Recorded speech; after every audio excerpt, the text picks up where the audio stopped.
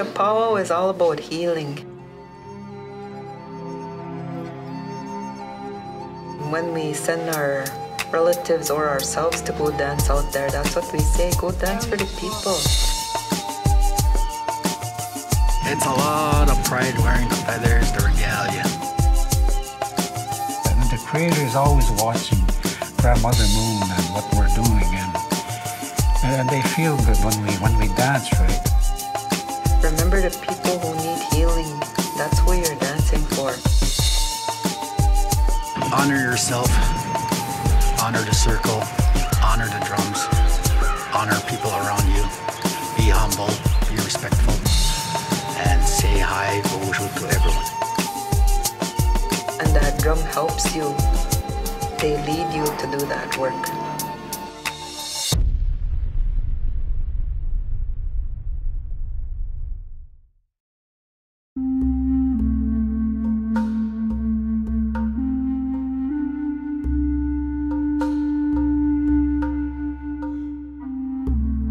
The powwow has always been very integral to us as Anishinaabe peoples. It's a celebration of life. It's a ceremony, and we have certain teachings that we follow. Even before we start a powwow, we have a ceremony to make sure that powwow goes in a good way. We feast the spirits and the drums that are part of that, the traditional drums that are part of the powwow. And for us, the way that we say it, powwow is a contemporary word. And for us, we say nim itiwin, which is for us to all dance together, and how we sound that dance as well. So it's about visiting. It's about coming together. It's really a gathering. It's a social event, but it's also an activity that's holistic, and once again in our spirit, mind, and body. And we use all of those when you're at a powwow. As Anishinaabe, everything stems from the Creator, and either it comes through vision, dreams, or sometimes sickness to enable us to receive these gifts. And it's all about Pimatazine, right? I mean, the Pimatazine. When in our life journey, the Creator gives us the traditional drum, which is what we understand, the heartbeat of Mother Earth. And when we do these powwows, the dances, again, it's for health, healing, and very much so like the traditional dancers when they seem to emulate the old style hunters, right? Hunting or battling, and some of the items that they wear come through dreams and validation through a medicine man or a medicine woman, and again, it's for you, right? Even the name that you have, that you carry, you dance in honor for that name, the clan. You see some of the dancers that they're dancing under, you see those clans representation, and that signifies who you are, right?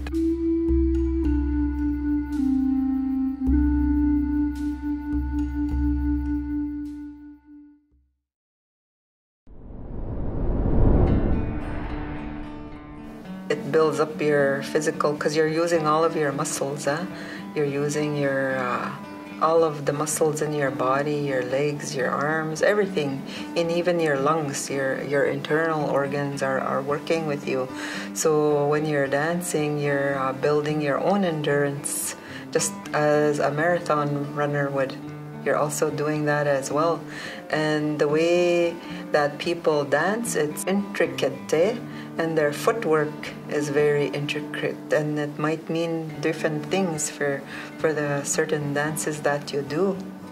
So that's that dancing and that socializing, it's all encompassing, and like I said, it gives your body a really good workout, even if you're just walking out there with both walking and actually dancing. the relatives that have passed on, that connection is for us never to lose that. They'll always be with us, even here today as I speak. I have probably relatives with me that I don't see, right? But I don't have that gift, but people do, right? And that's just why we have these dances, these powwows, dancing for life. And all of us should embrace it and not be scared of it, right? Even when I dance in a circle without regalia, it feels good, right? Because it touches the heart, your DNA. We're very much a part of the dance, the drum, the heartbeat of the drum, the singers that they sing, the dreams, even the songs come from the Creator. There's songs for women dances, there's song for men, there's song for children, there's song for animals, but all of those songs are well known, and there's certain songs depending on which dance that you're doing. And when you go to those powwows, and if you listen and hear, you'll know which songs are meant for certain dances. You'll come to know that.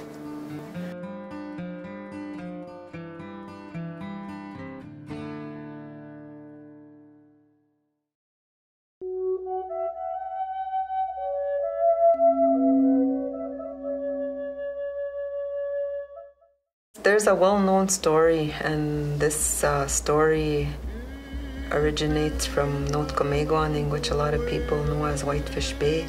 And the quick version of that story is that there was a young girl who was sick, and her father or grandfather had received a vision on how to help heal her, and he was instructed by that spiritual realm to make this dress with the jingle cones on them.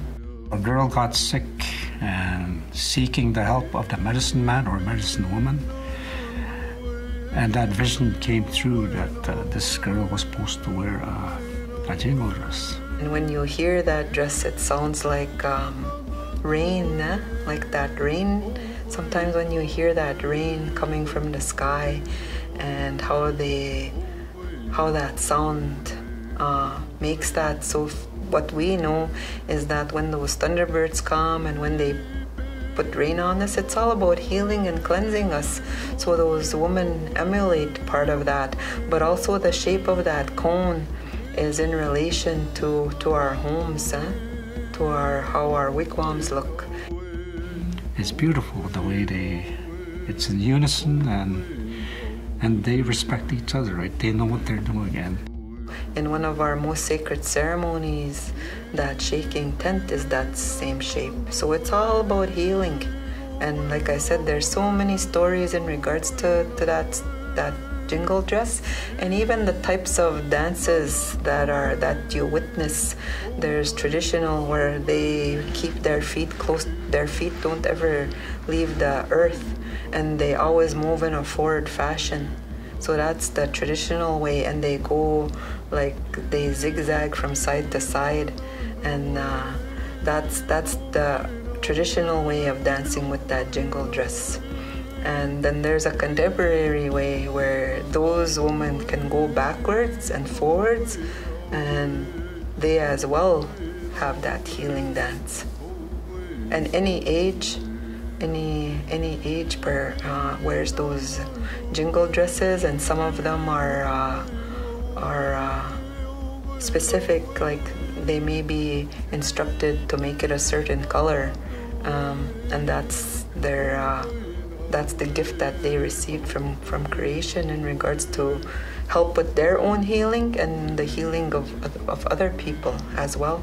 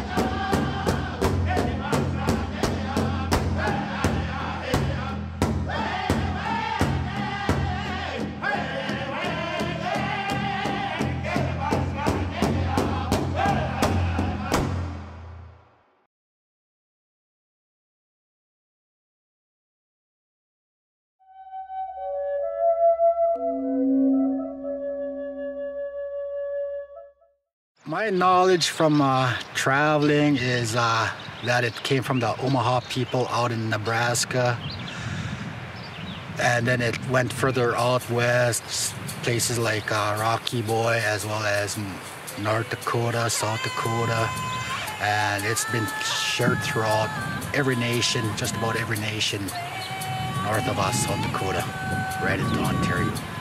See, the way they dance is flattening the grass, and when he dances right, he kind of maybe spreads the grass and follows the path and crouches from time to time so the enemy might not see him, and this is what you vision when you go to a powwow, right?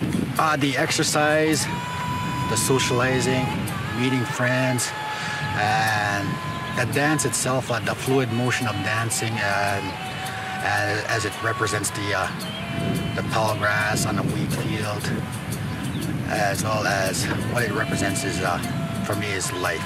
The feathers that they wear, it's significant, symbolic of the eagle, right? Because that's how the Creator is. The eagle is a messenger for us, and I think it's very important to be part of that regalia that you wear. It's people refer to it as a costume, but it's not a costume. Right? It's part of you. It's in your DNA of how your regalia is designed, right? That dance is in real. If you ever see the men dance to that, it's like that tall grass waving back and forth in the wind. So they emulate that, and even their footwork emulates how that grass sways in the wind, and how it, even if somebody happens to step on that grass, it bounces back, right? So it speaks of strength and resilience as well. The regalia itself, and that's the connection. Like, take for example, like the grass dance of the old days. They wore grasses on their hips as well as around their bodies, and that's what basically represents the grass dances and the connection to Mother Earth. The way they're adorned, it's everything natural to us, like the either the deer or the horsehair that they use for their roaches, the flowers, or the way that they're adorned, it's specific to them. However, that they may be gifted for how they're supposed to dress. That's what I think of when I think about the grass dancers. It all stems from the past, right? Honoring the past people that have fought for our freedom as Anishinaabe people. When I'm dancing on the floor, I feel at home. It's my peace. I get a lot of peace when I'm out on the dance floor, as well as being with the people, the dancers, the other dancers, just about everybody, the MC. It's a lot of jokes. It heals my spirit and my mind.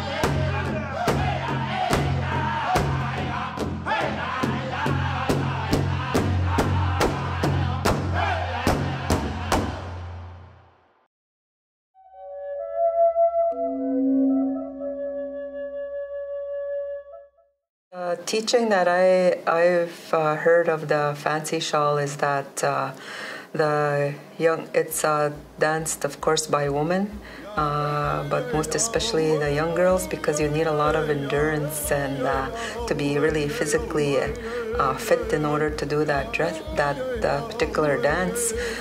When you look at the dance and the way that that young woman is dressed, they have a beautiful dress that's really flowy when they dance around. They also have a shawl around them, and also with their beadwork and all of that, and they have very intricate footwork as well, and it's a very beautiful dance to witness and to be a part of, and it's very fast. And when you look at that particular dancer or those dancers, they look like butterflies that are floating around, actually. And those dancers that have that expertise in that, it looks like they're just floating around off of the earth, or barely touching that earth, because that's how highly skilled they are at that particular dance. And they also twirl around just much like how a butterfly would. And so that's that particular dance, and it's also in honor of that butterfly, and how that butterfly transforms. Like we know, they start off as a caterpillar, and through that transformation they become that beautiful butterfly. So it speaks to how, and shows us how us as human beings have that ability to transform within our own lives as well, and how we can be as beautiful, as strong, and as just like that butterfly is. So that's the fancy shawl dance.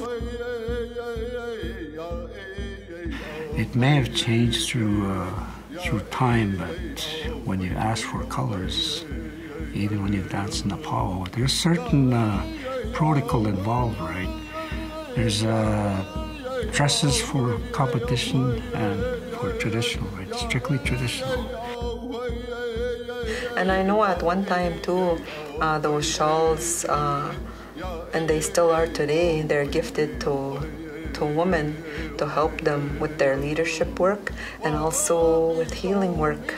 That's those shawls are very highly respected and honored in that way.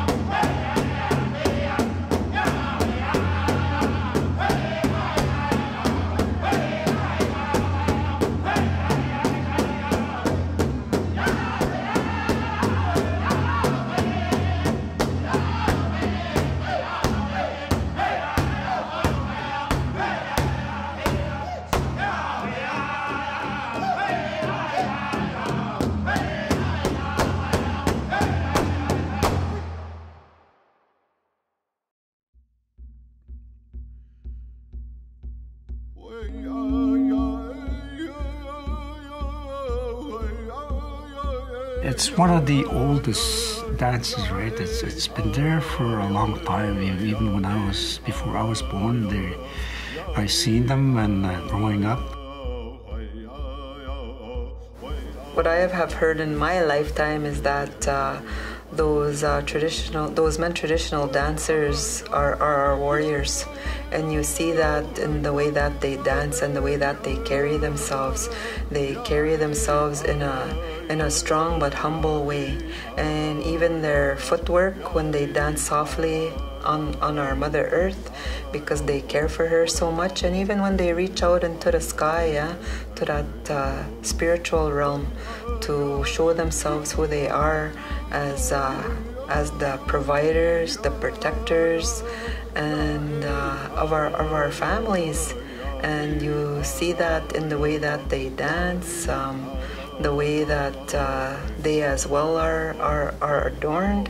You see that with their warrior clubs sometimes with their walking sticks or their dancing sticks. Like a male traditional dancer is a very respected individual, and even the items they carry they mean something, right? That only they know. And if you give them tobacco, they would probably share with you what each meaning is, right? So that's how fascinating it is when they talk about cultural integrity. It's everything. That's what I know about that they are our warriors of our people, and you see that when they're doing certain dances as well. And sometimes you see them when they get down on their knees and they look like they're looking out for game or for whatever they may be doing at that particular moment in time when they're dancing. It's a gift from the Creator. When you're bestowed the vision of who you want to be, who you should be. And it probably goes back to Pound Maker days, Sitting Bull, and when they dance, we dance for life. Because the Creator made us that.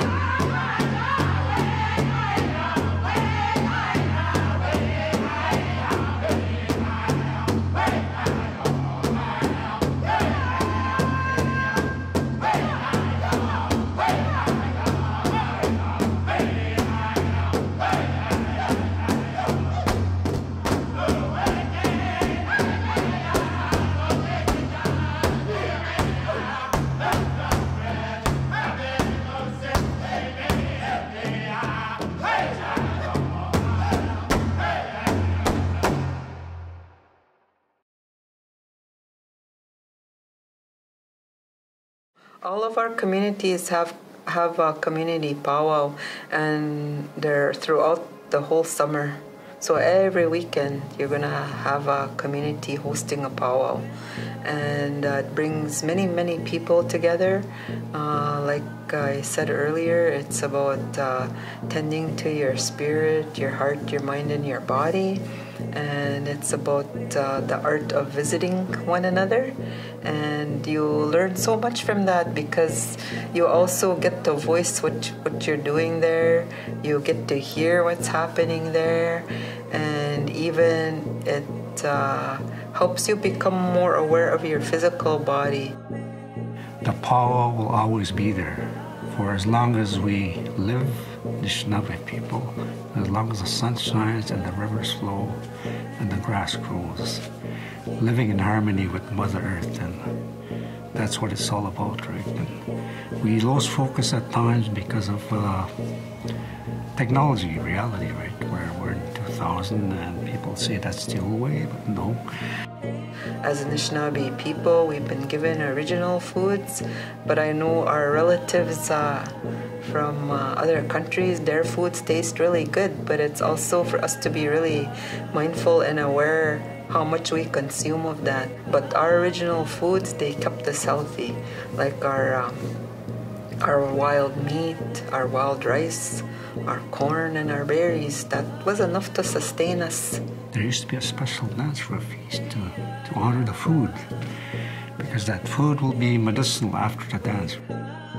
And also, one of the things that I do is I drink water every morning, and even before I drink that water, I talk to that water and say thank you and just be grateful for that. And usually I ask people, who here takes medicine? And nobody usually says anything. Then I'll say, all of you do. You drink water every day. And that's one of the medicines that were given to us. Elders used to say, go back to the old way. And people would be reluctant to say, no, it's done, we can't go back, right? But yes, there is a way, right? You go back and you find your way again. Thus, the powwows will always help retain who we are. Of course, in this physical life, we're just given this one body, so it's up to us to look after that as best as we can. So that's the significance of the dances and the powwow, right? Not just for cardio, but for the mental well-being. Like the medicine wheel, there has to be a balance.